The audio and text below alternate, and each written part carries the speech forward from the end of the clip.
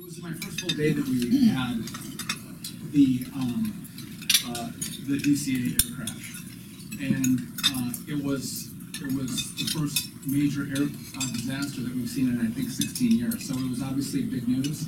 67 people lost their lives, and what it prompted me to do is say, you know, there were 85 near misses, really close in this airspace in the 3 years before that crash, and someone should have seen that, right? I mean, if you had that many close calls, someone would go, maybe we shouldn't have so many helicopter and fixed wing cross traffic in one of the nation's busiest airspaces. And so it prompted me and our team at the FAA to look and say, well, what aren't we seeing that could be happening right now in the airspace? And the first thing that you come to is the aging infrastructure around air traffic control.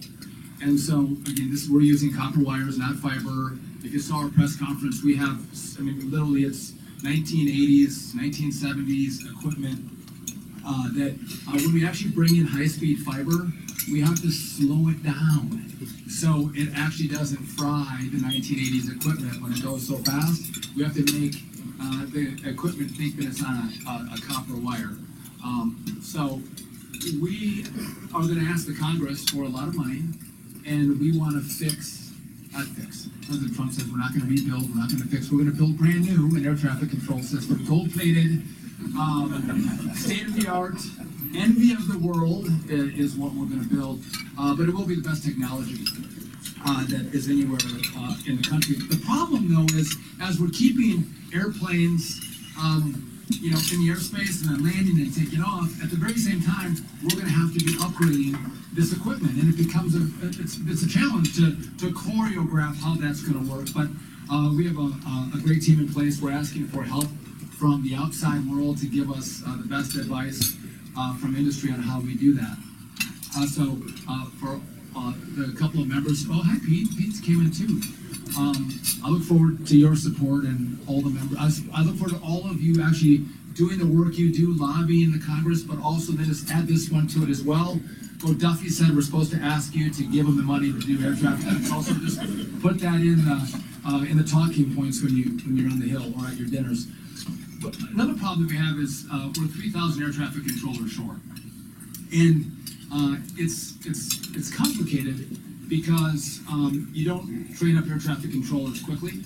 It takes time to get them through the academy, and then to get them trained up, it takes a year to 3 years to train them up. And we don't seem to be making a lot of progress in, you know, we graduate and start to train air traffic controllers, and it seems like we lose as many air traffic controllers as we graduate from the academy. And so it's a lengthy process, and if you ever were going to set up a system like this, you would never set it up this way, you'd set it up differently, but this is the system that we have. We're going to be able to get more air traffic controllers through the academy. We have a 35% washout rate. We're going to try to bring that down to 25% and get more air traffic controllers training. At the same time, we have really great air traffic controllers who can retire after 25 years of service.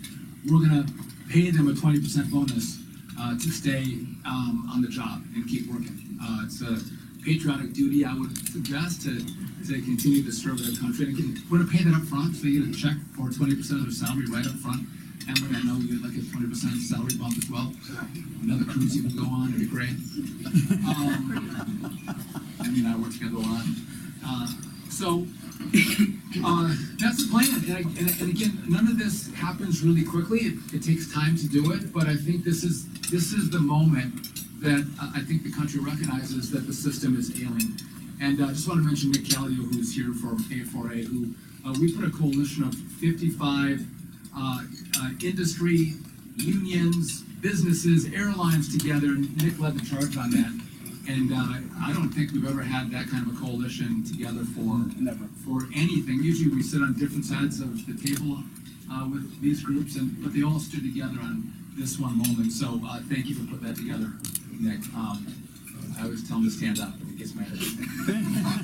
You can't help yourself. Anyway, when I was in Congress, Pete Meacham was my chief of staff. He's now my chief at DOT. I apologize for the bow tie that he's wearing. He's come to doing bow tie Tuesdays. No one's not catching on in the department. So, can I talk about the administration a little bit? It has been, for me, a remarkable honor to serve our president. And I see what the media can say about him and what's happening, but I haven't seen anyone more driven and dedicated to fundamentally changing the way the government interacts with people.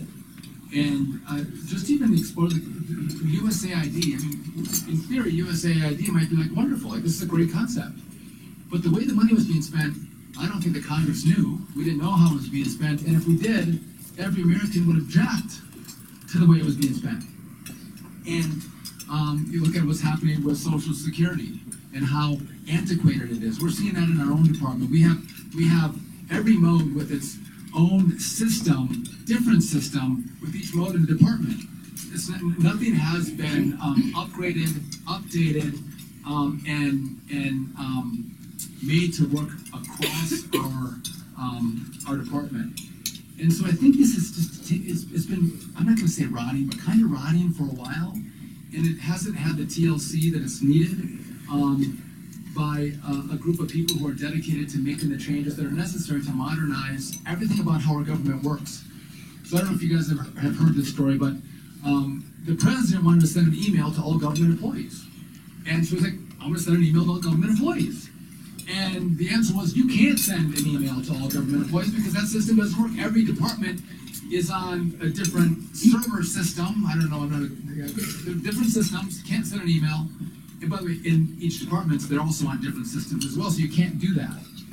So there was a team of young people who said, we'll figure it out.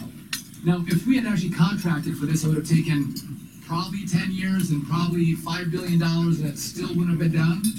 But in 5 days, this crack team was able to wire every government system together so the president could send an email to every government employee.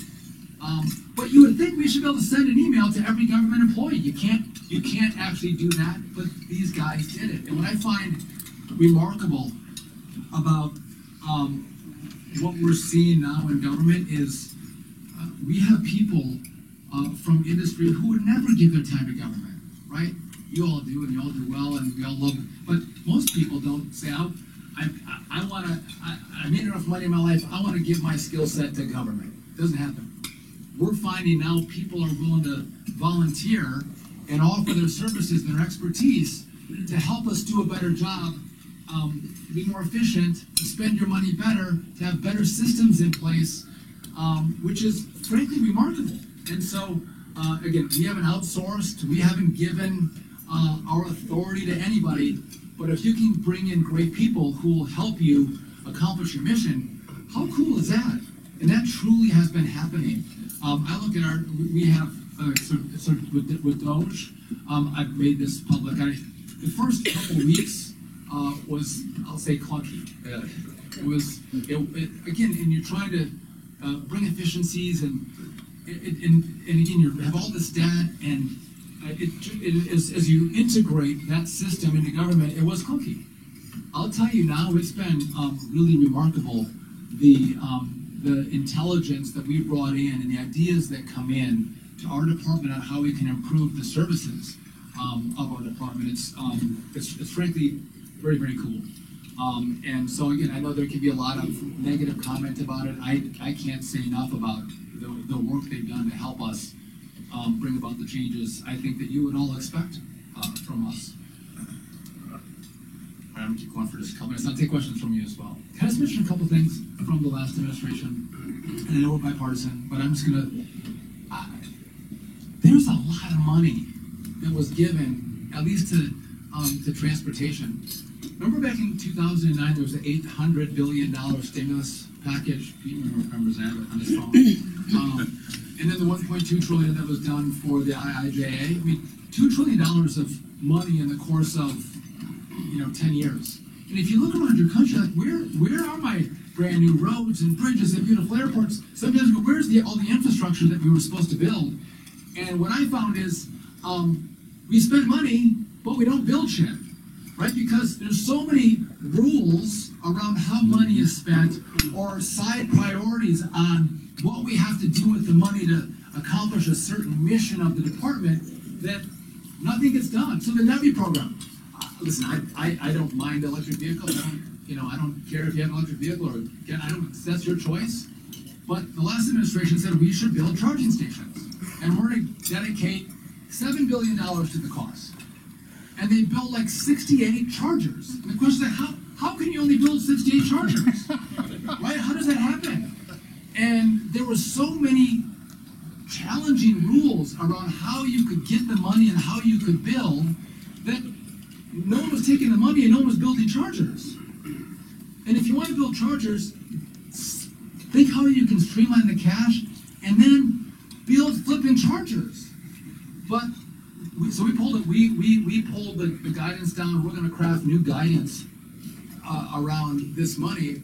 But again, I probably wouldn't have given $7 billion for chargers. I think that the private sector should do that. But if you're going to spend the money on it, America deserves to have chargers for your vehicles, and that's not the case. At the FAA, we had a contract to upgrade our system, our telecom, a $2 billion contract. But I told you we had wires, right? We're doing copper wires. We're going to upgrade it to fiber. So $2 billion. How long do you think it would take to execute on that contract? How many years should we give in the contract to switch us from copper to fiber? Any guesses? 10 years. Wrong, Jim. 15 years. 15 years to upgrade it. Who? Like 15 years? Like who's doing the work? Like, why can't we have people engage us and do it fast? But why would the FAA, with such an old system, have someone do the work over the course of 15 years when the work had to be done yesterday? And those are some of the problems that we're dealing with, that we're trying to work through. You've seen what's happened at Newark, and then I'll take some questions if you have any for me. But truly, our mission is safety, and we can frustrate people when we slow traffic down, flights are delayed or canceled. And I've been at the airport when that happens, and you have kids with you. That's even the worst. If you're by yourself, that's fine. But you have kids, and you're like, oh, it's a bad experience. But we are going to do that because we would rather slow traffic or have flights canceled before we let someone take a flight that we think is dangerous. And so just know that as we talk about maybe how antiquated the system is, there's multiple redundancies in place that keep people safe.